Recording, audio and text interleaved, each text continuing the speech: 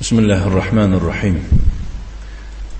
الحمد لله رب العالمين والعاقبة للمتقين، والصلاة والسلام على نبينا محمد وعلى آله وأصحابه أجمعين. أما بعد، فنبدأ الليلة بعون الله سبحانه وتعالى رسالة من رسائل الشيخ العلامة صالح بن فوزان بن عبد الله الفوزان حفظه الله تعالى، المسمى بأسباب نجاة الأمة. اینک به عون الله سبحانه و تعالی ما امشب درسی را، یکی از درس‌های گویم دعوتی و منهجی، این درسی که ما از این کتاب انتخاب کردیم یا که از این رساله را که انتخاب کردیم، از درس‌های دعوتی و منهجی می باشد. خب، یعنی رساله را از رساله های شیخ صالح بن فوزان بن عبدالله الفوزان به عون الله سبحانه و تعالی آغاز میکنیم. رساله به نام اسباب نجات الامه، سبب ها و باعث های نجات امت. شیخ بارک الله فیکم این محاضره را، یعنی این لیکسی را، در شهر ریاض که پایتخت عربستان سعودی است، در محله السویدی، روز پنجشنبه در سنه 15 ذوالقعده سال 1424 هجری در جامع عبدالله بن سعود رحمه الله تعالی یعنی گذرانیده است. الله سبحانه و تعالی این شخصی بزرگ را محافظت کند از تمام آفتها. واقعا شیخ در این رساله در حجم میده و در معنی خیلی هم بزرگ سبب‌های را ذکر میکند که ما، یا که گویم هر یک صاحب خرد، هر یک صاحب عقل حس میکند که واقعا این امت با کدام سبب در هلاکت افتیده نشه، یعنی که درک میکند. زیرا عکس نجات امت این هلاکت امت میشود.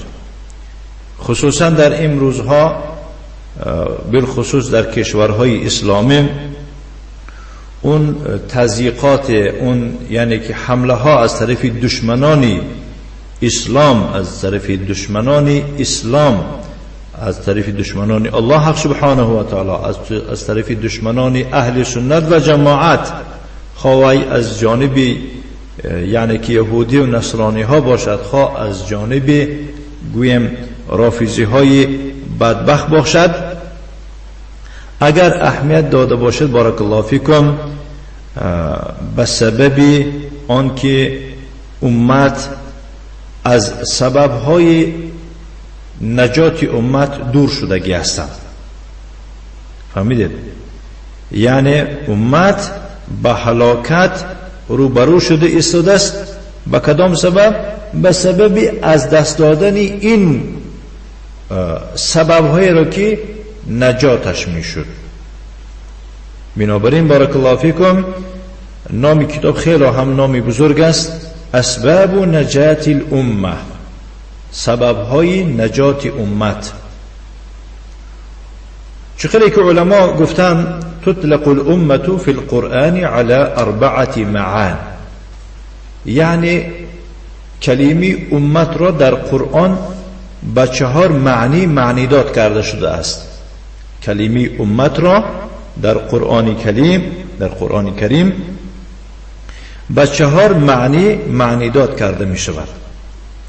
یکم امت به معنای طائفه، آمدگی است. خیلی که الله سبحانه و تعالی در قرآن در سوره نحل در آیت 36 فرموده است ولقد بعثنا في كل أمة رسولا ولقد بعثنا في كل أمة رسولا، یعنی قسم یاد ما در هر امت یعنی در هر یک طایفه شخص را رسول کرده فرستانیده ایم. در اینجا امت به معنای طایفه است. دیگر امت به معنای امام است. دیگر یعنی که امت به معنای امام پیشوا است. خیلی که الله سبحانه و تعالی نیز در سوره النحل در آیت 120 فرموده است ان ابراهیم کان امة قانتا لله. واقعا ابراهیم امت بود، یعنی امام بود. امام آن کسی رو میگویند که به وی دیگرها اقتدا میکنند. فهمیدید؟ قانتا لله در اطاعت الله بود. در اینجا امت به معنای چی؟ امام آمده ایستاده است. سیوم الامتو یعنی امت به معنای ملت آمده است. امت به معنای ملت آمده است. خیلی که الله سبحانه و تعالی فرموده است در قرآن در سوره زخرف در آیت 22 انا وجدنا آباءنا علی امه. هر آینه ما پدران خیش را دریاب کردیم بر امت، یعنی بر ملت، بر دین، بر آیین. چهارم امت به معنای زمان است، وقت است. خیلی که الله سبحانه و تعالی در سوره یوسف در آیت 45 فرموده است و ذکر بعد امه ای تذکر بعد زمان، یعنی بعد از اندک وقت به یادش رسید، یعنی بعد از زمانه یا که بعد از یگان وقت چی یکی در یادش آمد. در اینجا امت به معنای زمان است. اکنون مراد از امت در اینجا امت محمدیه صلی الله علیه و آله و سلم را در نظر داشته می شود. فهمیدید؟ در اینجا مراد از یعنی نجات امت محمد صلی الله علیه و آله و سلم است. شیخ می فرماید بعد از بسم الله الرحمن الرحیم الحمد لله رب العالمین و صلی الله وسلم علی نبینا محمد وعلى آله وأصحابه أجمعين. یعنی تمام مدح و ستایش خاص برای الله است. او پروردگار جهانیان است. الله درود و سلام بفرستد به پیغمبر ما محمد و بر خاندانش و به جمیع اصحابش. اما بعد فإن الله سبحانه وتعالى من حكمته أجرى الامتحان والابتلاء على بني آدم من أول الخلق إلى آخره. يعني واقعا این حکمت الله است. این حکمت الله است که بسر فرزندان آدم الله سبحانه و تعالی امتحان و سنجش ها را میگذراند از همون روز آفرینش تا به آخر. یعنی اگر سوال به میان آید که چرا اینقدر یعنی که ما انسان ها به این قدر یعنی مصیبت ها گرفتار هستیم، این یعنی حکمت الله است. از همون روزی که الله سبحانه و تعالی خلق آفریده است، از همون روزی آفریده شدن این خلق ها تا به آخر الله سبحانه و تعالی به سر فرزندان آدم چی میکند؟ امتحان میگذراند و اینها را میسنجد. اولهم ابوهم، یا که اولهم ابوهم آدم علیه السلام وما جرى له من المحنة والابتلاء مع عدوه إبليس الذي حسده وتكبر عليه. یعنی اولی ویها پدری این یعنی که مردم است، آدم علیه السلام است. یعنی اولین کسی که الله سبحانه و تعالی به سر او امتحان و سنجش گذرانید این ابوالبشر یعنی که آدم علیه السلام می باشد.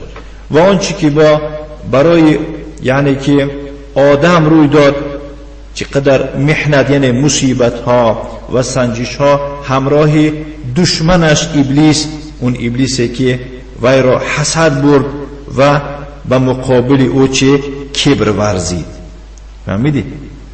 ابا و استکبر. ماذا حصل لآدم عليه السلام و زوجته حواء علیه السلام؟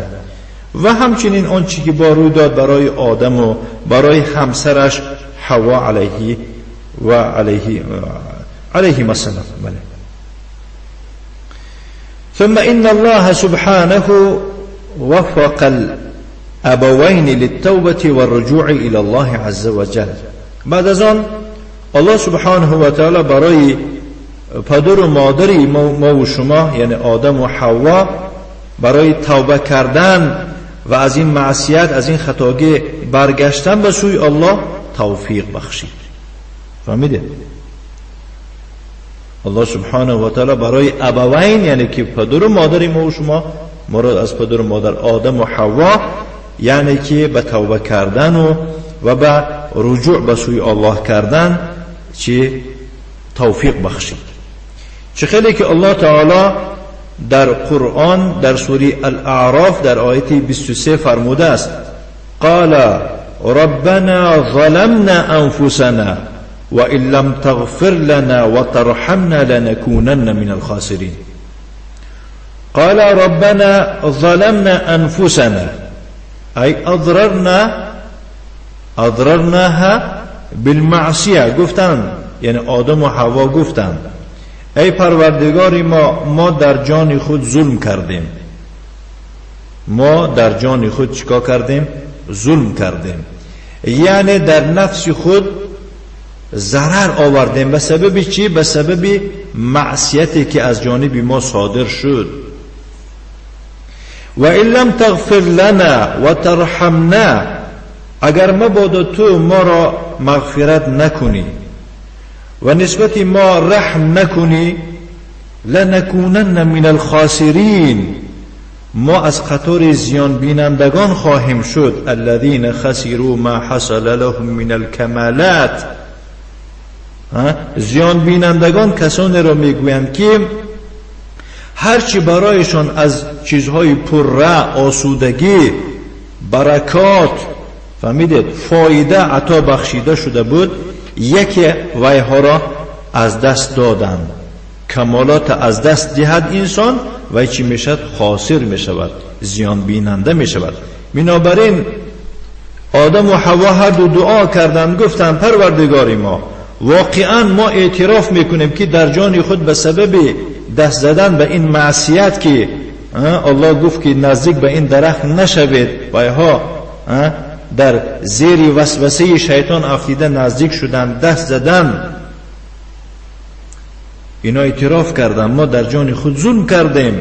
اگر تو ما را مغفرت نکنی و ترحمنا، نسبت ما رحم یعنی که شفقت نکنی، لنکونن من الخاسرین، حتما ما از گروه زیان بینندگان خواهیم شد.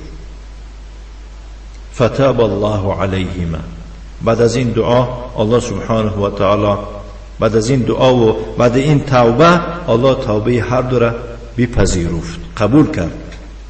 چه خیلی که الله سبحانه و تعالی در سوره بقره در آیت 37 خبر داده فرموده است که فتلقى آدم من ربه کلمات فتاب علیه انه هو التواب الرحیم.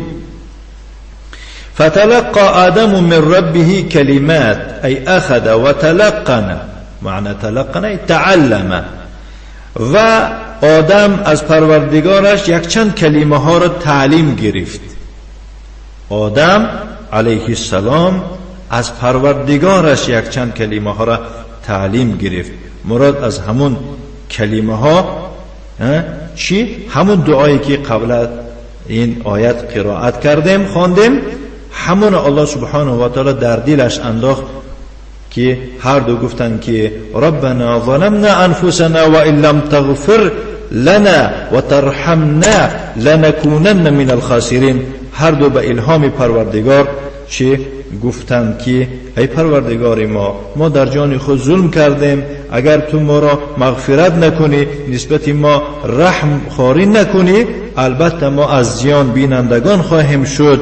ان همین کلمه ها را از طرف پروردگارش گرفت خان، فتاب علیه، بس الله سبحانه و تعالی توبه او را قبول کرد. انه هو التواب الرحیم، واقعا الله است ذاتی که توبه پذیر و مهربان است.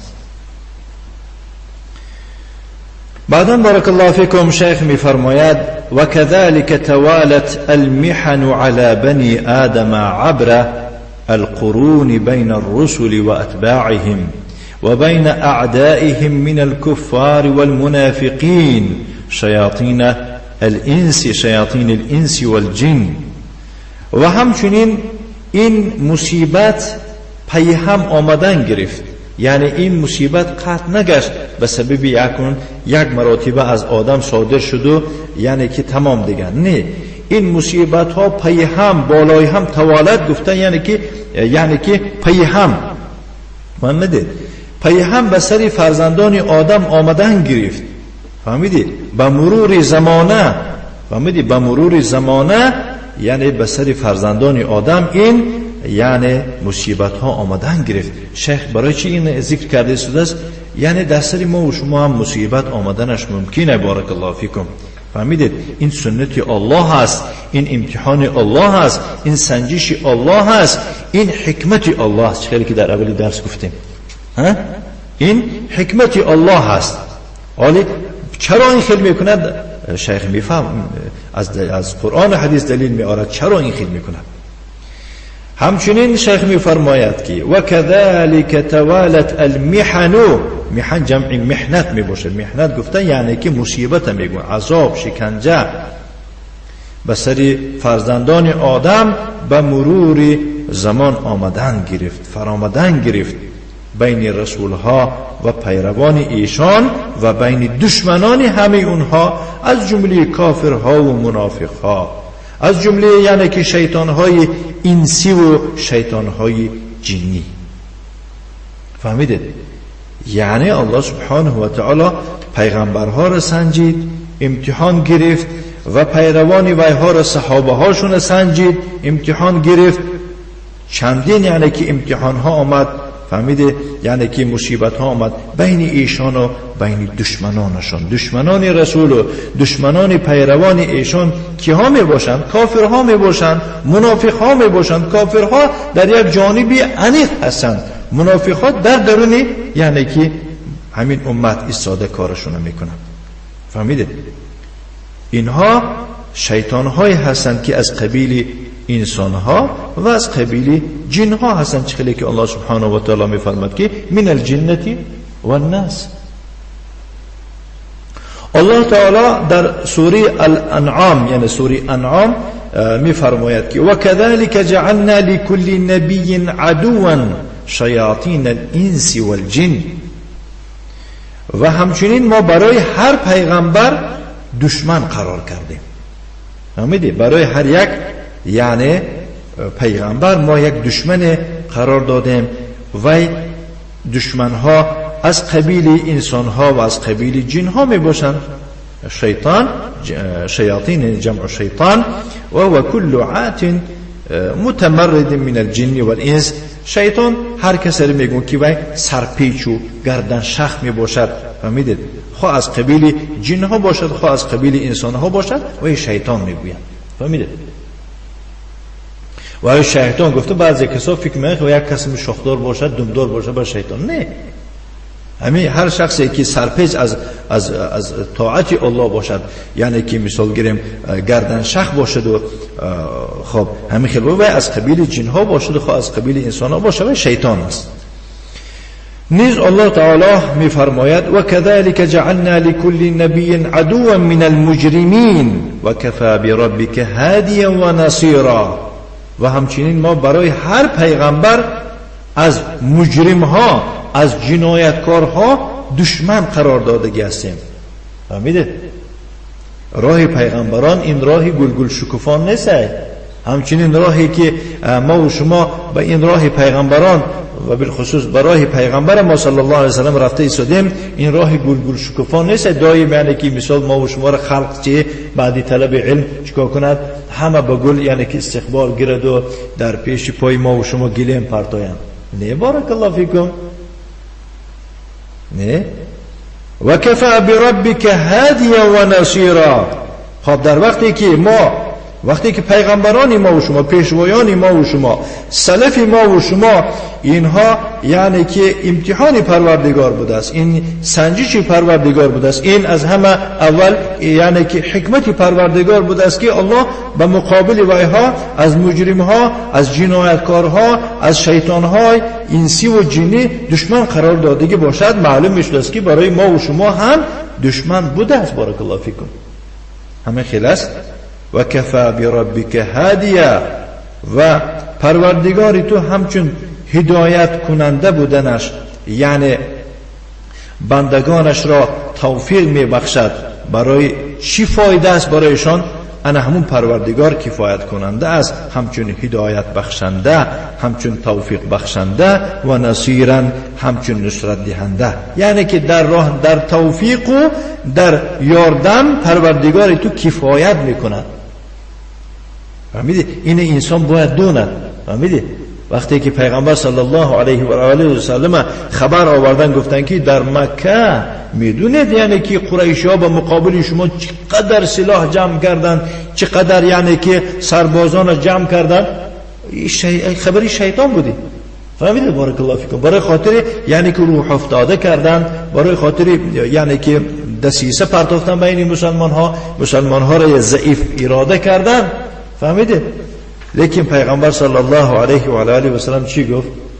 حسبنا الله و نعم الوکیل. گفتن حسبنا الله و نعم الوکیل، ما را الله بسه. گفتن. فهمیده؟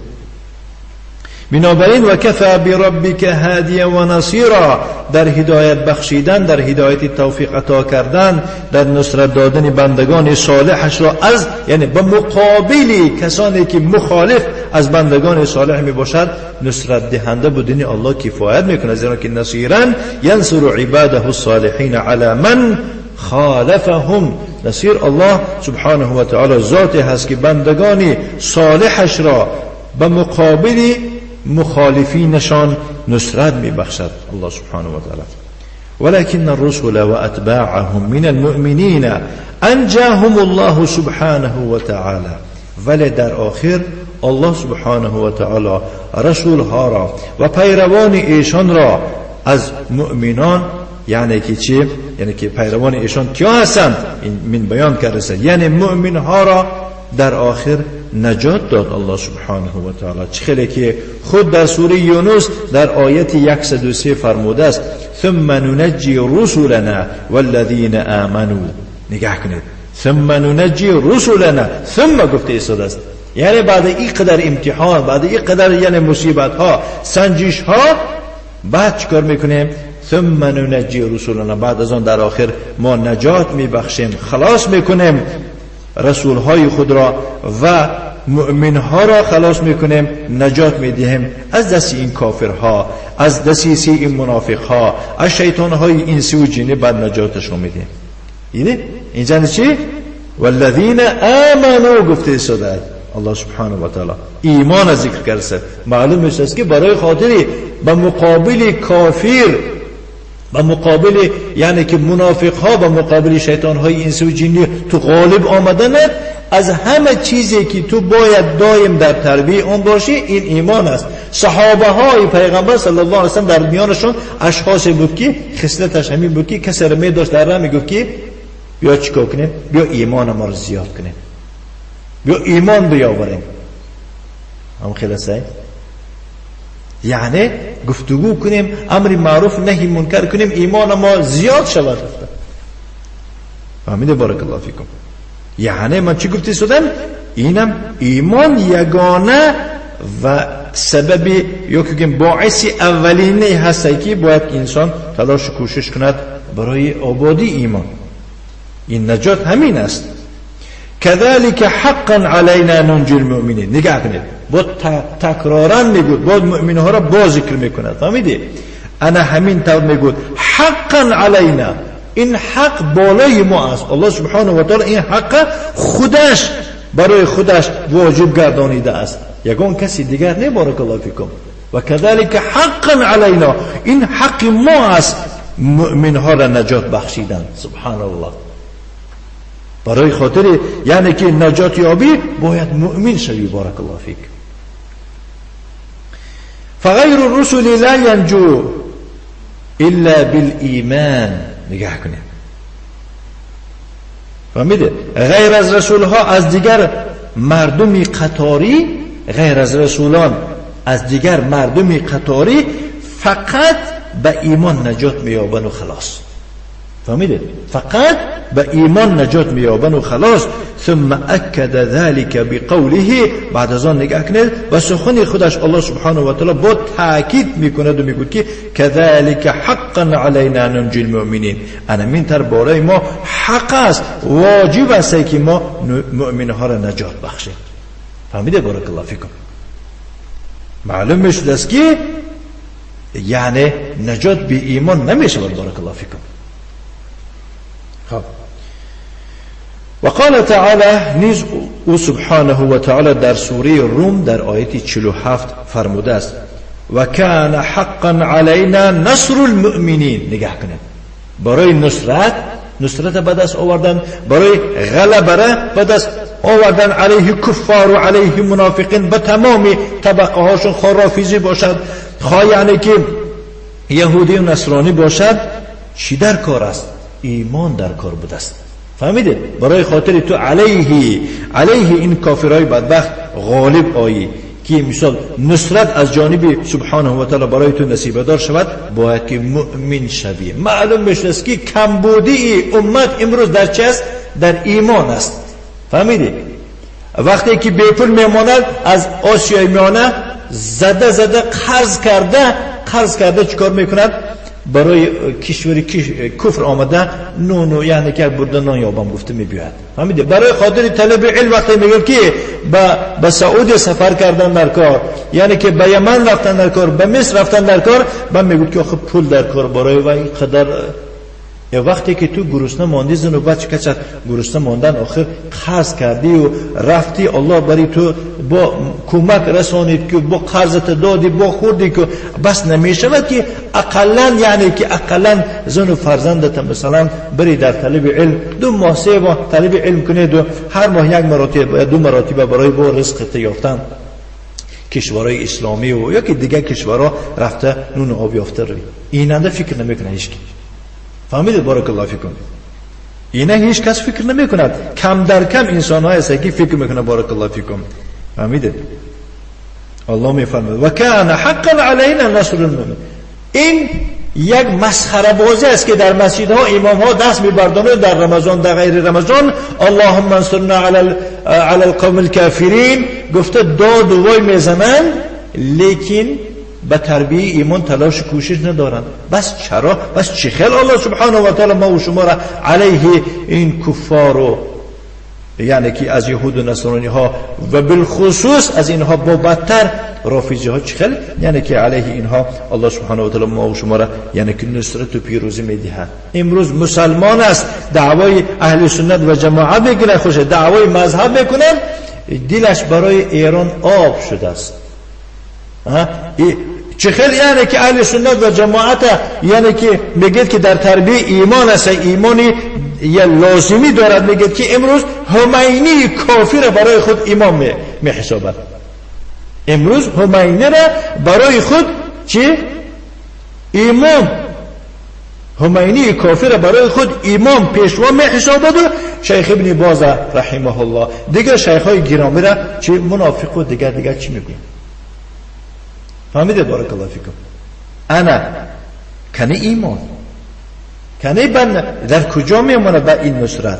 کنی نصرت من نصرت نصیب این میشه. بنابراین تمام این کسانی که کدام ملتی که نباشد، خواه یعنی از ملتی یعنی که ملتی که از جهتی زبان گفت اسلام، با کدام زبان ملت اسلام اگر حرف نزند، اگر دوستدار ایران باشد، یعنی دوستدار خمینی و اتباع او باشد، اگر البته او در این دنیا خار و ذلیل شرمنده است و در آخرت.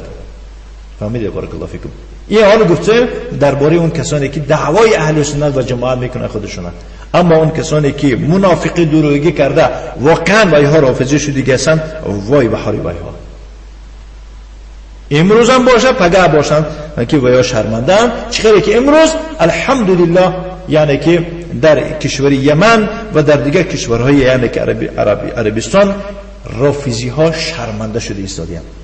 فهمیدید؟ تمام جهان دانسته ایستاده است که وای ها بیدین بودنشانه. وقتی تاریخ اسلام ببینید، مغول ها به دستگیری همین ها در آمدن و دیگر تمام دشمن های اسلامی که حمله به اسلام کردگی باشند، اگر تاریخ نگاه کنید پشت همین رافضی ها.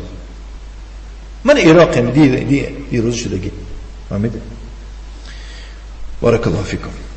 نعم.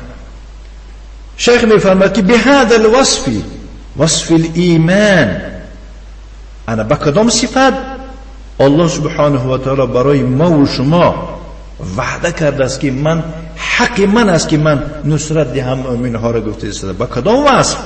با همین وصف، با وصف ایمان، با صفت ایمان شما باید که مؤمن واقعی باشید. فاذا تمسك المؤمنون بایمانهم، نگاه کنید، وقتی که مؤمن ها با ایمان خود سخت چنگ زنند، در تربیه در افزایش آن تلاش و کوشش کنند، و ثبتوا علی دینهم، در دین خودشان استوار و مستحکم استند، نجاهم الله سبحانه و تعالی من الفتن، از این فتنه ها الله سبحانه و تعالی بعد ایشان نجات می بخشد. فهمیدی؟ یعنی که برای تربیه ایمانت کوشش نکنی، در دین خدا ثابت قدم نباشی، درویگی کنی، بس چه خیلی تو از این فتنه یعنی که خلاص میابی. وجعل العاقبة لهم على مدار الازمان الى ان تقوم الساعه. انا بعد الله سبحانه و تعالی عاقبت خوب را نصیب مؤمنان قرار میدهد. فهمیدید؟ به مدار یعنی به گذشت این زمانه ها تا قیامت. فهمیدید؟ تا قیامت قائم شدن یا عاقبت خوب دایم به طرفی یا که به جانب یعنی که مؤمن ها می شود. و دنیا دوال، یعنی این دنیایی چی است؟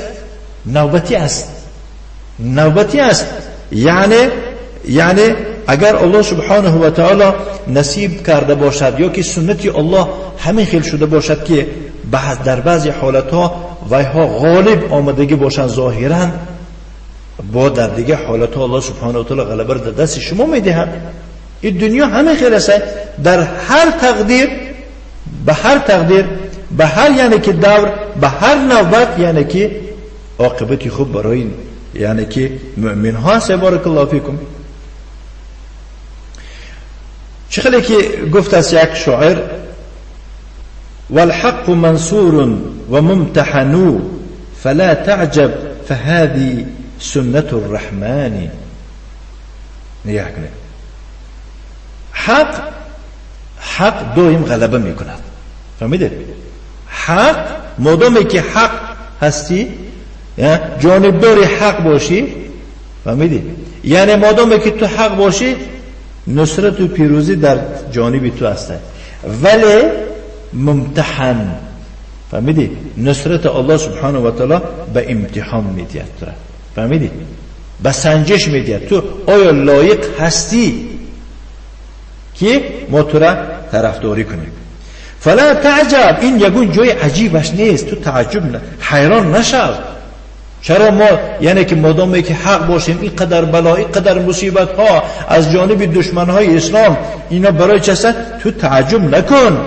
فهذه سنت الرحمن، این سنت پروردگار رحمان است، این حکمت الله است.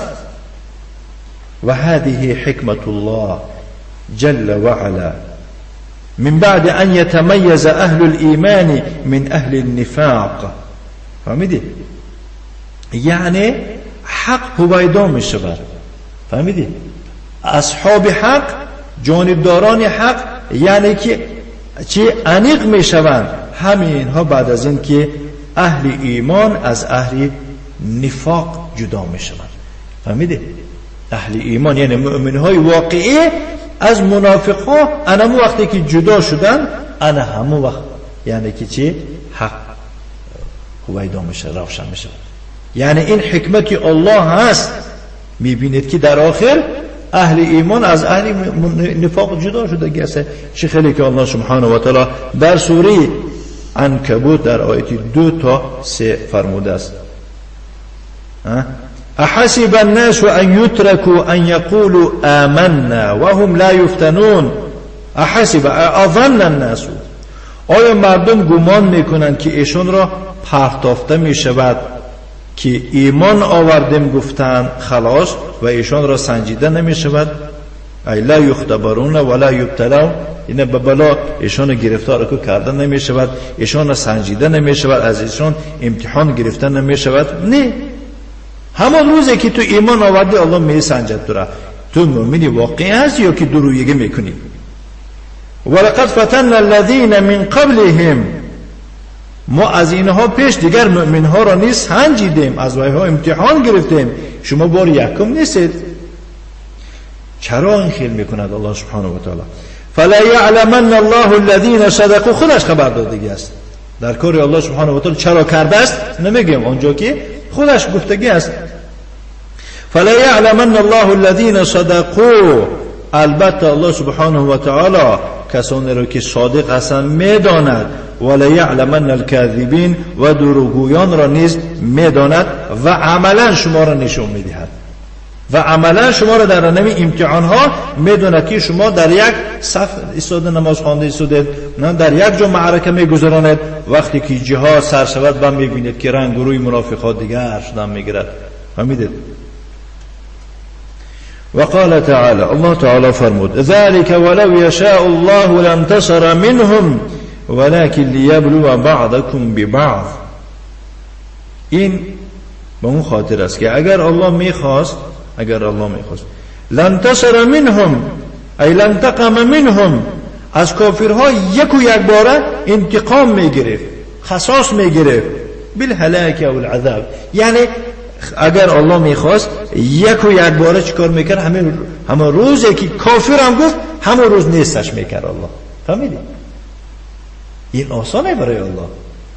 نگاه کنید: ولو یشاء الله لانتصر منهم، یعنی چیکار میکرد؟ اگر الله میخواست لانتصر منهم، از ویها انتقام میگرفت. انتصر رو به معنی انتقام گرفتن، یعنی هلاکشون میکرد، نیستشون میکرد همه روزی که کافر شدن.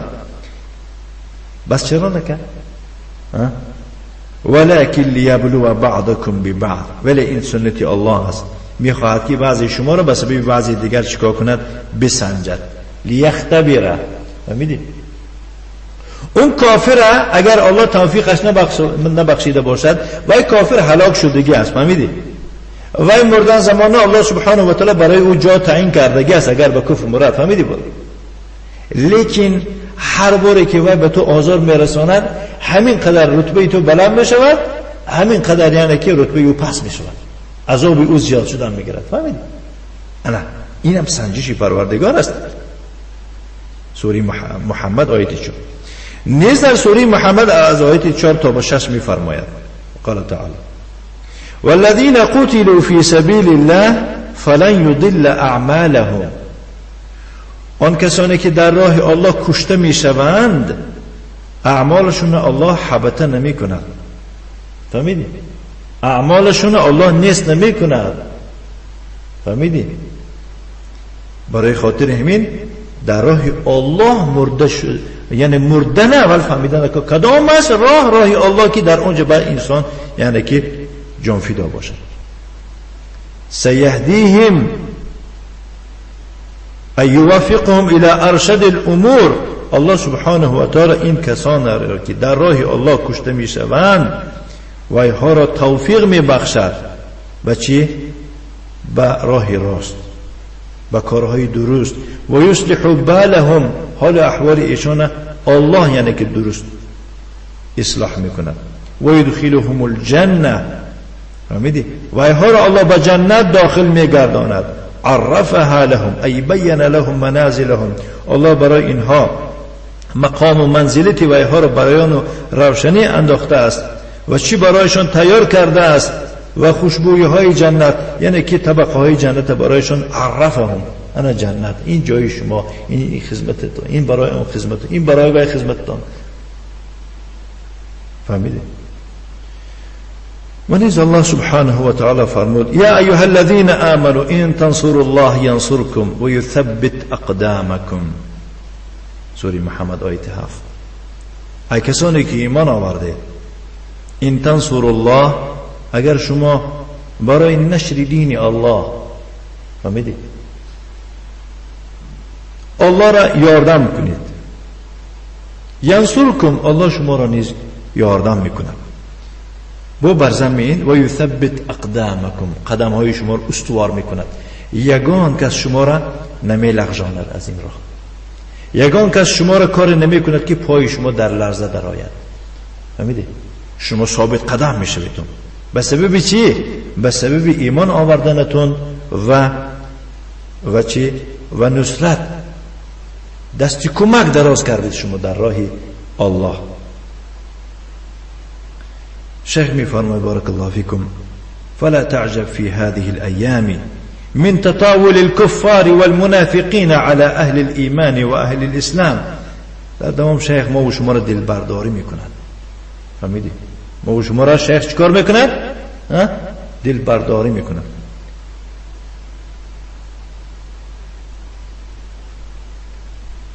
احتمال کلمه دل برداری این به لهجه ما باشد، یعنی الله سبحانه و تعالی ما و شما را تسلی میکند، تسلا میدهد. فهمیدید؟ یعنی دل برداری. میگوید که شیخ، یعنی شیخ از دلیل از قرآن حدیث دلیل میورد که الله با ما و شما دل برداری میکند. گفته شیخ خاطر شما کرده صلی الله علیه و آله. فهمیدید؟ ما نکنه این آیه. شیخ میفرماید که تو تعجب مکن در این روزها چقدر هجوم کردن کافرها و منافقها علیه اهل ایمان و علیه اسلام تلاش و کوشش کرده ایستادن، یعنی که هجوم کرده ایستادن. چقدر که در یمن در دماج علیه برادران اهل سنت، برادران اهل سنت و جماعت ما و شما هجوم کرده ایستادن این رافضی ها، این بدبخت ها. فهمیدید؟ تو تعجب نکن. لا تعجب، هذه سنت الله في خلقه. تو تعجب نکن، اینا همه سنت الله هستند. هم اینا تحت برنامه الله سبحانه و تعالی رفتیستند در درون خلق. فهمیدید؟ با مبادا گمان نکنید که الله بیخبر است، نعوذ بالله، که این چیکار کرده ایستادیم دماج. بارک الله فیکم. چندین هزار در یک منطقه میده، بارک الله فیکم، زیاده از 6,000 7,000 8,000 طالب علم به تمام زن و فرزند طالب علم میکنند. فقط از دهانشون قال الله و قال رسول الله میبراید. امروز این حوثی های بدبخت، این کافرهای بدبخت، این یعنی که رافضی های بدبخت هجوم میکنند و علیه اسلام، علیه ایمان، علیه اهل ایمان، یعنی علیه سنت، یعنی که هجوم کرده شدن. بعضی برادرای ما و شما را ان شاء الله امیدوار هستیم که به شهادت میرسانند. یکون جای تعجبش نیست. تعجب نکنید، این سنت الله هست. شما هر دو جانب ببینید. مرده شدگان اون طرف عاقبتشان چیست و مرده شدگان، کشته شدگان این طرف عاقبتشان چیست. چرا این خیل شده ایستاده است؟ بارک الله فیکم. الله سبحانه و تعالی خبر میده در سوره انفال در آیه 37 لیمیز الله الخبیث من الطیب. نگاه کنید، الله سبحانه و تعالی میخواهد که لیفصل الخبیث، خبیث ناپاک میگوید، طیب پاک. شما خیالتون در درون این 8,000 طالب علم همش طیبه؟ خیلی که خبر داده شدن که این روزهای آخر 17 تا 18 تا قریب 20 تا جاسوس ها را دستگیر کرده شدن. جاسوس های ایران، فهمیده؟ جاسوس های لبنان، یعنی از شیعه های بدبخت. معلوم بشه که در صف مسلمان ها اهل سنت و جماعت این خبیث ها، این ناپاک ها، این پلید ها بودیم. اکنون همین سنت الله سبحانه و تعالی در دماج آوردنش الله اعلم، الله خودش دانه است، برای خاطر صفی مؤمن ها را تازه کردن است. همین خیلی است. و در برابر صفی مؤمن ها را تازه کردن از این خبیث ها حتما با سنت الله است که بعضی کسا را انشاءالله به شهادت میگیرند الله سبحانه و تعالی. فهمیده؟ لیمیز الله الخبیث من الطیب، تا الله سبحانه و تعالی خبیث ها را از پاکیزه ها جدا کند. و یجعل الخبیث بعضه علی بعض، این خبیث ها را بعضش به مقابل بعضی دیگر قرار دهد. فهمیده؟ فیرکمه جمیعا، بس چیکار میکنه؟ همش یک جایه کرده، روی هم چیکار میکند؟ جمع می آورد. فیجعله فی جهنم، بس در آخر این خبیث ها را همش یک جایه کرده در جهنم میپرده. لا حول ولا قوة الا بالله. دیدید؟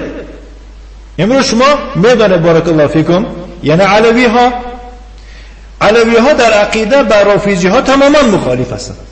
زیدیه ها با رافیزی و دیگه شیعه ها تماما مخالف هستند. اما امروز بارک الله فیکم قریب که همه یک جایه شده به خاطر ریشه‌کن کردن سنت و اهل سنت در دماج، همه یک جایه شده. چیکار کرده سنت؟ هجوم و حمله آورده ایستادن. بارک الله فیکم. همه یک جایه شده، همه خبیث ها یک جایه شده ایستادن. فیرکمه جمیعا فیجعله فی جهنم. انشاءالله این خبیث ها را الله سبحانه و تعالی همش روی هم جمع میکند و در جهنم میپرتاید. اولئک هم الخاسرون، انا همین کسان هستند زیان بینندگان. فهمیده؟ بارک الله فیکم. لا تعجب اذا حصل للمسلمين في هذا الزمان من اعداء الله من الكفار باختلاف توجهاتهم ونحلهم، ومن المنافقين والذين في قلوبهم مرض من الذين يدعون الإسلام كالرافضة الخبثاء والحوثيين، إن حصل على المسلمين من هؤلاء وهؤلاء ما ترونه وتسمعونه من الابتلاء والامتحان. نگاه کن، شیخ می فرماید که لا تعجب، با تو در حیرت نمان وقتی که اون چی که در این دور و زمانه برای مسلمان ها روی داده شده ایستاده از جانب دشمنان الله، یعنی از کافرها، از جانب کافرها، و یعنی که گوناگون بودن تمامی، یعنی که چه توجهاتشون،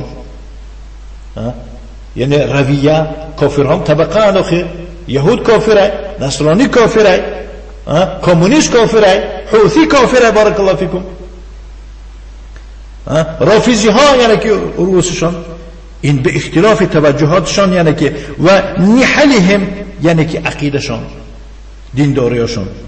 و من المنافقین، و از اشخاص منافق ها، از طرف منافق ها اون چی که روی داده است برای مسلمان ها. والذین فی قلوبهم مرض، اون کسانی که در قلبشان بیماری است. من الذين يدعون الاسلام، از اشخاصی که ادعای اسلام میکنند.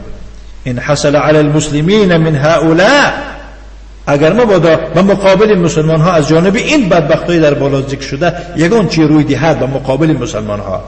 و هؤلاء ما ترونه و تسمعونه من الابتلاء، و آنچه را که و اینهایی که مثال گیریم ببینیم و میشنوی این سنجش ها، یعنی اون چیزی که تو شنیده ایستادی خواب به فایده مسلمان ها، خواب به مقابل مسلمان ها از جانب این بدبخت ها، همه اینها من الابتلاء والامتحان. فهمیدی؟ اینها امتحانن، اینها سنجشن. ولكن لا بد من الصبر ولا بد من الاحتساب.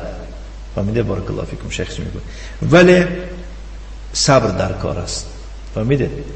ولی حتما صبر در کار است و حتما امید ثواب کردن در کار است. فهمیدی؟ در این ابتلا، در این امتحان، در این سنجش باید که انسان از الله فقط امیدواری که ثواب باشد، اجر باشد. والعاقبة للمتقین، یعنی النصر والظفر للمتقین، نصرت، پیروزی، عاقبت نیک برای یکی نصیب تقواداران است. فهمیده؟ و از تقوا این صبر است و احتساب است. قال الله تعالى، الله تعالى می فرماید لتبلغن في اموالكم و انفسكم، شما را در مالهایتان می سنجند، یعنی شما را در مالهایتان سنجیده می شوند، دائم بای نمیشه. فهمیدی؟ در مالها خواه مالی تو کمه، خواه بسیاره، هزار گویی که کم بغل از بالای شطور سگ می گیرد، این هم امتحانه. فهمیدی؟ شما را در مالهایتان سنجیده می شود و انفسکم، در خودتان سنجیده می شود. فرزند از دست می دهی، پدرت از دست می دهی، مادرت، خواهرت از دست می دهی. یعنی که مهم شما را در همه حالت سنجیده می شود. ولا تسمعن من الذين اوتوا الكتاب من قبلكم ومن الذين اشركوا اذى كثيرا. سبحان الله، الله سبحانه و تعالی 1400 چند سال پیش خبر داده است و بس ما امروز میگیم که چرا این مشرکان ما را آزار داده ایستادند، چرا این یهودی نصرانی ها ما را آزار داده ایستادند. دیره یک برادر، یعنی که آیلش یکی خویشاوند ضعیفش تاجیکستان به گسل میکند، در وقتی گسل کردن در ایرپورت چیکار میکند؟ ملیسا، یعنی که از زمان کتفی همون زنی مسلمه قپیده تیل میدهد، پیشتر رو گفته و میکند و از زنک دستش میزند، ناموس کرده. به خاطر همین 5000 روسیه او را جریمه میبندند و دیپورش میکنند. یگون عیب نداره، عیبش فقط در یک چیز، برای این کافرای بدبخت وما نقموا منهم الا ان يؤمنوا بالله العزيز. حمید دومش نمیدن حمید. فهمید؟ یعنی فقط انتقام گرفتن این بدبخت‌ها، این کافرها، این خبیث‌ها، انتقامشان فقط به خاطر آن است که اینا مؤمنن. آخر اینا به اللهی که پیروزمند و ستوده شده است ایمان داره. انا مقعد شاید برای این کافرها انا مقدر عیب داره. بنابراین بارک الله فیکم، الله خبر داده است که ولن ترضى عنك اليهود ولا النصارى حتى تتبع ملتهم. هزار لگن برداری میکنی ای دیاسپرها، ای کسانی که در بین این کافرها چاپلوسی میکنیتون، هزار لگن برداری این کافرها میکنید. از اون روز که ما و شما نام ما را الله سبحانه و تعالی مؤمن نهاده کرده است، ما مؤمن هستیم، اینا از ما و شما راضی نیستن. بارک الله فیکم.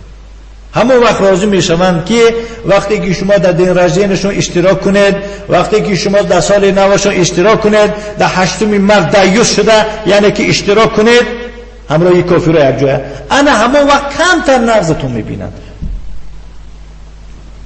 فهمیده؟ بارک الله فیکم. بنابراین بارک الله فیکم، هرگز اما و شما راضی نیستن حتی تتبع ملتهم، تا یهودی نشوید تا نصرانی نشوید.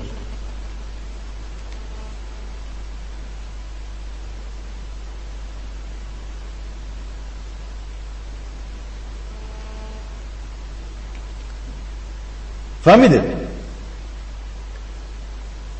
یعنی امتحانی پروردگار هستن. الله خبر داده است پیش که حتما از جانب اینها شما آزار بینید.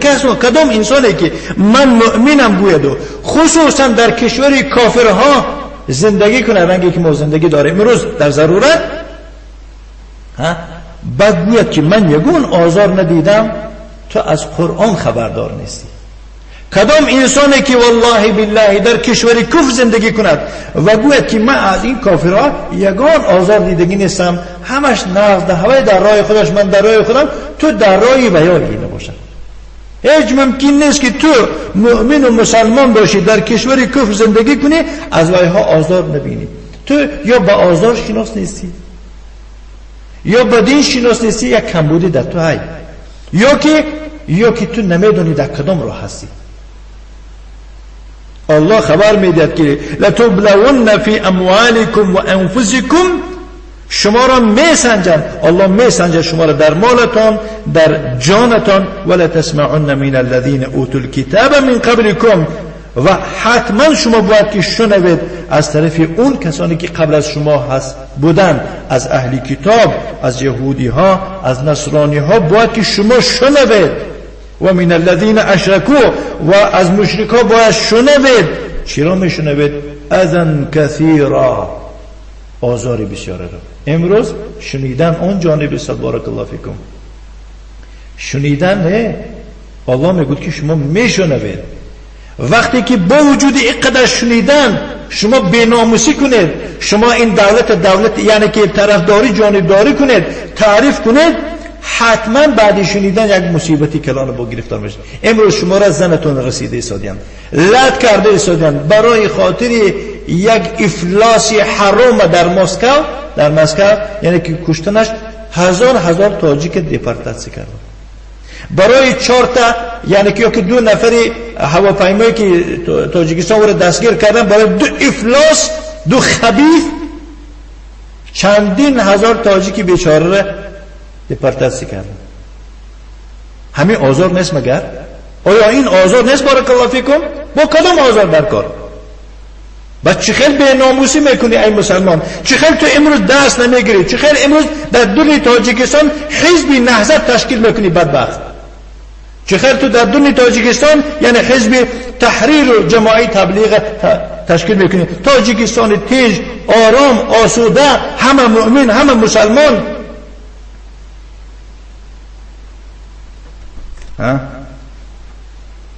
چیکار کردن در کار؟ بارک الله فیکم. الله سبحانه و تعالی حل مسئله را گفته است.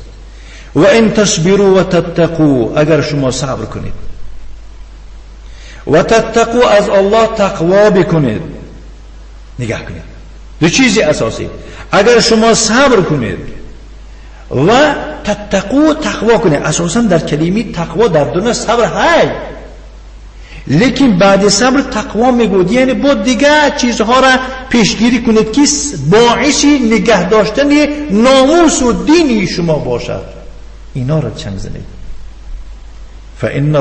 فإن ذلك من عزم الامور، انا همین از همه کاری صلاحیت آور همینه. امروز که شما از یهود و از نصرانی، از مشرک ها، از رافضی های بدبخت که اشدیتر می باشند در عداوت از یهود و نصرانی، یعنی آزار دیده ایستاده، فقط باید شما صبر کنید و هر کاری را چنگ زنید که باعث نگهداری ناموس و دین شما باشد. انمی کار کنید. البته انمی از کاری یعنی که صلاحیت آور همین است. سوره آل عمران 186. اساساً علما گفتن که سبب نزول این آیت چنین است. کعب بن الاشرف یهودی کان یهجو النبی صلی الله علیه و آله و سلم، فهمیدید؟ مسخره میکرد پیغمبر به شعرها، فهمیدید؟ تنقید میکرد، آزار میداد پیغمبر، یهجو، فهمیدید؟ و یحرض کفار قریش علیه، فهمیدید؟ به مقابل پیغمبر صلی الله علیه و آله و سلم کافرای قریشی را برمیخیزونید، فهمیدید؟ شیرک میانداخت، وسوسه میکرد. وكان اليهود يؤذون النبي صلى الله عليه وعلى آله وسلم وأصحابه، يهودها و پیغمبر صلی الله علیه و آله و سلم و با اصحاب او اذیت و آزار میرسانیدند. فامر الله نبيه صلی الله علیه و آله و سلم بالعفو والصفح، بس الله سبحانه و تعالی پیغمبر خود را امر فرمود که گذشت کنید، صبر کنید. و فیهم نزلت الآیه، در شأن همونها همی آیه نازل شد. برای چی پیغمبر صلی الله علیه و آله و سلم الله امر فرمود که صبر کنید، گفت گذشت کنید، گفت زیرا که قوه نبودهالی. فهمیدید؟ مسلمان ها یعنی که هم در عدد، هم در ایمان، هم یعنی که در دیگر جهت حال قوه گرفتگی نبودن. که از همه قوه اساسی باید که ایمان ها. فهمیده؟ بارک الله فیکم. ایمان است خیلی که در اول گفتیم. خیلی الله تعالی فرمود که وکان حقا علینا نصر المؤمنین. شما در مورد ایمان رفتی سوال بارک الله فیکم. فهمیده سبب این نزول این آیت؟ خیلی که ابو داود از کعب بن مالک روایت میکنه. و فی الآیت الاخرى در دیگر آیت الله سبحانه و تعالی فرموده است در سوره آل عمران 120 و ان تصبروا و تتقوا لا یضرکم کیدهم شیئا. نگاه کنید، کیدهم ای مکرهم. اگر شما صبر کنید، اگر شما تقوا کنید، حیله و نیرنگ وایها ذره به شما ضرر نمی آورد. هزار چاهکنی که میکنن خودشون میافتن و شما نمیافتید میگوید. فهمیدید؟ هزار دامی که میافتن در دامشون خودشون میافتن. چخیلی که الحمدلله رافضی ها شرمنده شده ایسادیان بارک الله فیکم. فهمیدید؟ حوسی ها رافضی ها شرمنده شده ایسان. والله رافضی ها قبله ندارن، باور میکنید؟ روبروی یکدیگر سجده میکنن، نماز میخونن. رافضی ها ایمان ندارن، رافضی ها نماز ندارن، دین ندارن. آخر رافضی ها دین ندارن. فهمیدید؟ و ان تصبروا و تتقوا لا یضرکم کیدهم شیئا ان الله بما یعملون محیط. امروز یک برادر خبر داد که جانبدارای شیعه ها گوجند یک برنامه شده است، برنامه تلویزیونی به نام امام ابو حنیفه. این هم یک دام است بارک الله فیکم. چخیلی که نام ابو حنیفه را زار آبی دیده کرده. بعضی حزبای تاجیکستان میگیرن که حنفی میگن. برای چی؟ برای خاطر یعنی که چاپلوسی کردن. فهمیدید؟ برای چاپلوسی کردن، برای خاطر لگن برداری کردن که دولت هیچی ما نباید گفته. و به مقابل اهل سنت و جماعت هر چی که میدونن گفتن میرم اینا سلفیان اینا ویان. الحمدلله امروز دولت مفهمیدی شده است. فریب نیرنگ این حزبی ها را. این حزبی ها شرمندوار اومدن، شرمندوار یعنی کرافتی شدن. هر روز ایواز شدی شدن. کدام انسانی که از حزب در درون حزب نامی باشد بارک الله فیکم، نامی او یعنی اگر پرسید همین وقت والله برای امتحان کدام حزبی رو شما نامبر کنید، اگر نامبر کنید چنان او را تعریف و مدح میکنن که در عمرش همی کارار نکرده است. حیران میمونه خودش. همون آدمی تعریف کردگی خودش حیران میشه که آخه من همین کارار نکردم چه. فهمیده؟ همون روزی که حزب اومد با دنبالش تمام نجاسته میریزن و افلاس بود. این تاکتیک یهودی میگن. از یهودی ها یک صحابه ایمان آورده بود، پیغمبر صلی الله علیه و آله و سلم گفتن که حالی آشکار نکن، من خودم میرم دون قومت. وقتی دون قومش رفتن گفتن که همین کس خیلی انسان است، این کس طلای، این کس نقره، به معنای حدیث میشه. این کس آدمی به نام این که گذشتگانش آدمای خوبن. و گفتن که اگر همین ایمان آورده باشه به من چی میشه؟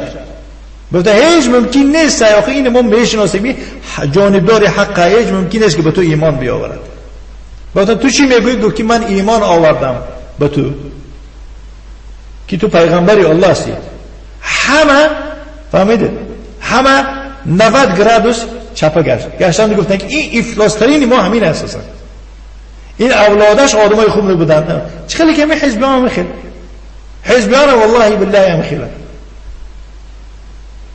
تا اونده میگه شما جانبدار باید آدمی خوب است. حزبیان هم که نبود. بعضی ملاها نقض میبینن. برای چی؟ برای خاطر که بعضی ملاها چاپلوسن، بعضی ملاها درویگی میکنن آخر. نعم. فی الآیه الاخرى و ان تصبروا و تتقوا لا یضرکم کیدهم شیئا. اگر شما صبر کنید، تقوا کنید، حیله نارنگی بایها در دام بایها نمیافتید. یگان ذره نمیشن. و ذرهشون به کی میشن؟ به روز کردن، محنت کردن، خودشون میافتن. ان الله بما یعملون محیط. و یا چی کار میکنن از پشت من و شما؟ فهمیدین؟ در غیب من و شما و یا چی کاری که نکنن آخر الله خبر داده محیط و یا احاطه کرده است از علم الله و یا بیرون کار کردن نمیتوانند. بارک الله فیکم. شیخ میفرماید که به هذا الشرط، انا می شرط بود است بارک الله فیکم، الصبر والثبات وعدم التنازل عن شيء من الدين لأجل إرضاء الكفار والمنافقين. نگاه کنید همین شرط باید باشه در مؤمن ها، صبر کردن و استواری، فهمیدی؟ و فراور نکردن، گذشت نکردن از یگون قانون دین. از یگون قانون دین باید که در پیش این کافرها، در پیش این یعنی که بدبختی شیعه ها گذشت نکنی، فراور نکنی. بعضی انسان هست میگن که خب میلش برای خاطر کن می انده که تین شون میل ما این خیل میکنیم، میلش ما نباشد نماز میلش این خیل میکنیم، میگوند چیکار میکنن؟ بعضی احکامی دین گذشت میکنن، چه خیلی که بعضی مله ها میکنن. همینا برای چی؟ لارضاء الکفار و المنافقین، برای خاطر راضی کردن کافرها و منافقها، برای خاطر راضی کردن کافر و منافقها. انسان هایی هستن که از احکام و از ارکان دین گذشت میکنن. مهما کلف الامر و مهما بلغ الامر، کار چخیل به دشواری هم که نافتد و کار به کدام اندازه که نرود، نباید که تو به خاطر رضا شدنی کافر و راضی شدنی منافقها تو باید که از دین گذشت نکنی، از عقیدت نگردی. لابد من الثبات و لابد من الصبر، باید که تو استوار باشی، باید که تو صبر داشته باشی. که قال جل و علا، شکلی که الله عز و جل میفرماید در سوره سجده در آیه 24: وجعلنا منهم ائمه یهدون بامرنا لما صبروا، ما از ویها امام ها قرار دادیم. فهمیدی؟ ائمه یعنی قاده و قدوه یقتدى بهم فی دینهم، یعنی از ویها چنان یعنی امام های ما یعنی که قرار دادیم که دیگه مردم در دینشان از ویها یعنی که چی میگرفتن؟ در دینشان پیروی میکنن. چرا امروز امام البخاری میگوین؟ آخه این کس استوار بود در بخارا، چقدر اون یعنی که صاحب مذهب بودن، دسیسی ویها از همین چاپلوسی، یعنی صاحبای مذهب چیکار کرد؟ وای بیچاره هجرت کرد و به خرطنگ رفت، در همونجا وفات کرد در سمرقند. اپشتی همونها بارک الله فیکم امروز امام البخاری میشد، امام عرب و عجم شده است. فهمیدید؟ الله وحدی الله است. و جعلنا منهم ائمه، ما از اینها به سبب استواریشون، به سبب صبرشون امام های قرار دادیم که یهدون بامرنا، یعنی مردم به طاعت ما امر دعوت میکنن. یهدون بامرنا یدعون الخلق الى طاعتنا. اما این امام های شیعه، اما این امام های یعنی که این رافضی ها، امام های یعنی که مثال گیریم این حزبی ها دعوت میکنن به چی؟ یدعون الى انفسهم، به حزبشون دعوت میکنن. لما صبروا، کدام وقت میگود ما از اینها امام قرار دادیم که امام دین شدن، کدام وقت اینها توانستن مردم را به سوی طاعت ما دعوت بکنند؟ لما صبروا، وقتی که ایشان صبر کردند. و کانوا بآیاتنا یوقنون، وقتی که اینها به آیات ما، به معجزه های ما، به قرآن ما یقین باور میکردند. یصدقون اشد التصدیق و ابلغه، تصدیق سخت داشتند، یکو شک شبهه نداشتند.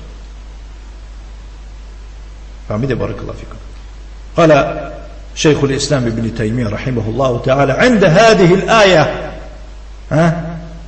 در نزد این آیات یعنی وجعلنا منهم ائمه یهدون بامرنا لما صبروا و كانوا بآیاتنا یوقنون، تحت این آیت شیخ الاسلام ابن تیمیه چی گفت؟ گفت که بالصبر والیقین تنال الامامه فی الدین، بالصبر والیقین تنال الامامه فی الدین، یعنی به سبب صبر و یقین در دین امام شدن را به دست آورده می شود. فهمیدی؟ در دین امام شدن را به سبب صبر و یقین به دست آورده می شود. فهمیدی؟ در مجموع فتاوی دارد. اما بدون صبر ولا یقین فإن الامامة صعب منالها، اما به